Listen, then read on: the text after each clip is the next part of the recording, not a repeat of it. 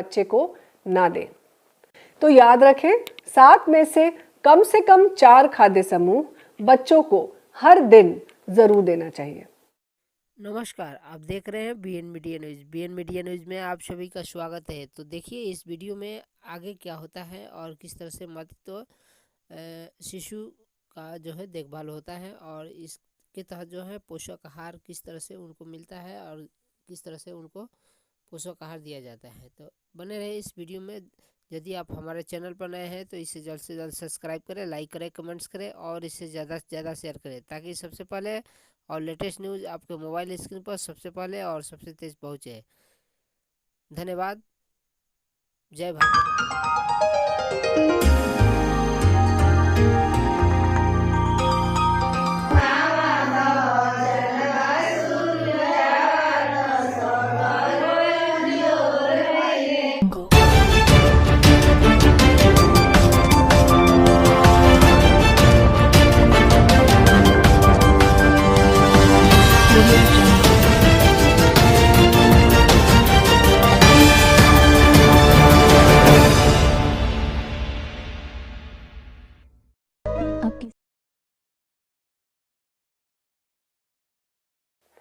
बच्चे के जन्म के जो पहले 2 साल हैं वह बहुत महत्वपूर्ण होते हैं।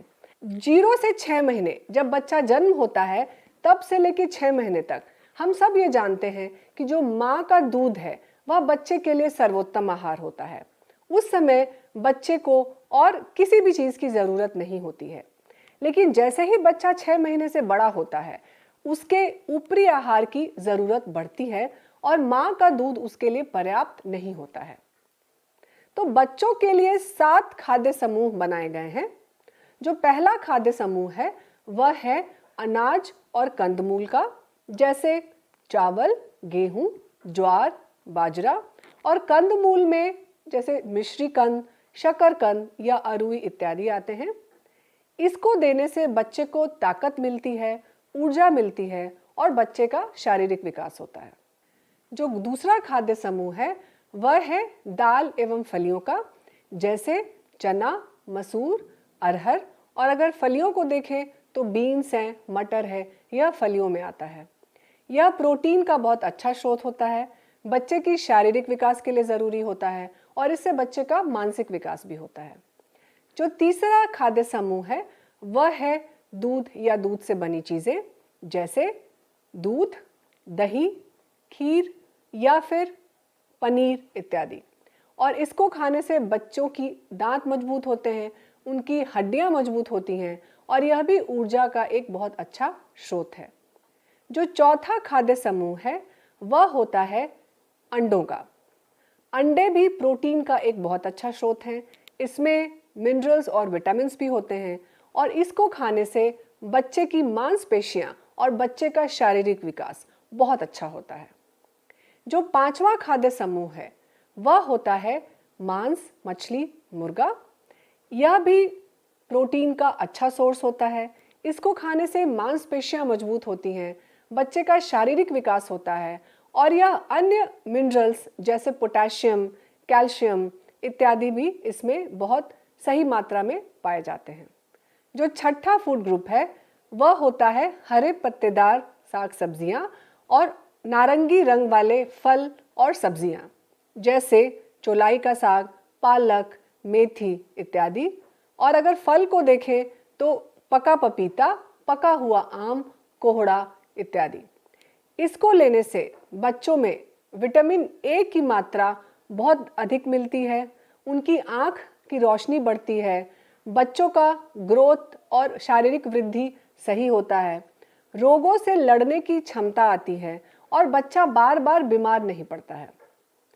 7वां खाद्य समूह होता है अन्य सब्जी और अन्य फल का, जैसे कद्दू, पपीता, नेनुआ, परवल इत्यादि, और अन्य फल में जैसे अंगूर है, सेब इत्यादि। इसको लेने से बच्चों में विटामिन और मिनरल्स सही मात्रा में आते हैं, बच्चे की ग्रोथ में सहायक होता है और बच्चे का मानसिक विकास भी सही तरीके से होता है। तो हमने इन 7 खाद्य समूहों के बारे में जाना। बच्चों में 7 में से कम 4 खाद्य समूह हर एक माँ को यह निश्चित करना चाहिए कि हर दिन 7 में से 4 खाद्य समूह वह अपने बच्चे को ज़रूर खिलाएं, जिससे एक स्वस्थ बच्चा हो, बच्चा बार बार बीमार न पड़े, उसका शारीरिक और मानसिक विकास सही तरीके से हो।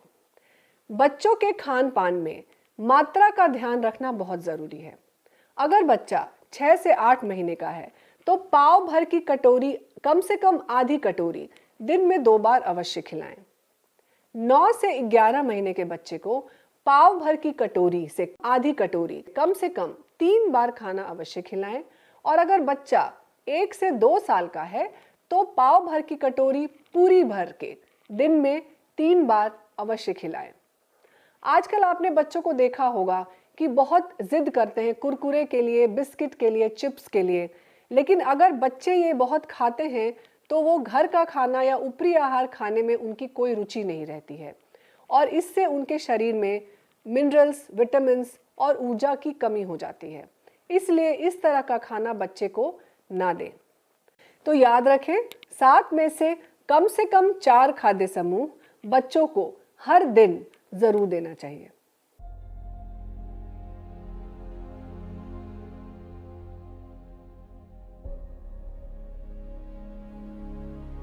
नमस्कार। माँओं में पोषण का बहुत महत्व होता है। यह पोषण जब बच्चा माँ के अंदर होता है यानी प्रसव पूर्व, और जब बच्चा बाहर होता है यानी प्रसव के 6 महीने बाद, दोनों ही स्थिति में बहुत ही महत्वपूर्ण है। खान पान में विविधता या जिसे डाइट डाइवर्सिटी भी कहते हैं, यह हम रोजमर्रा की जिंदगी में खाने पीने वाली चीजों से बरकरार रख सकते हैं।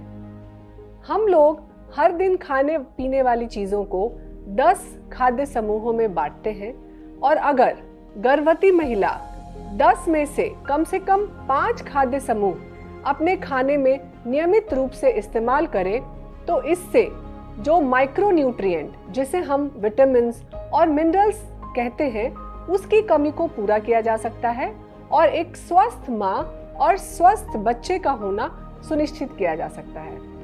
इसलिए आइए हम इन खाद्य समूहों के बारे में चर्चा करते हैं, जिससे आप इसकी जानकारी को अपने रोजमर्रा की जिंदगी में इस्तेमाल कर सकें।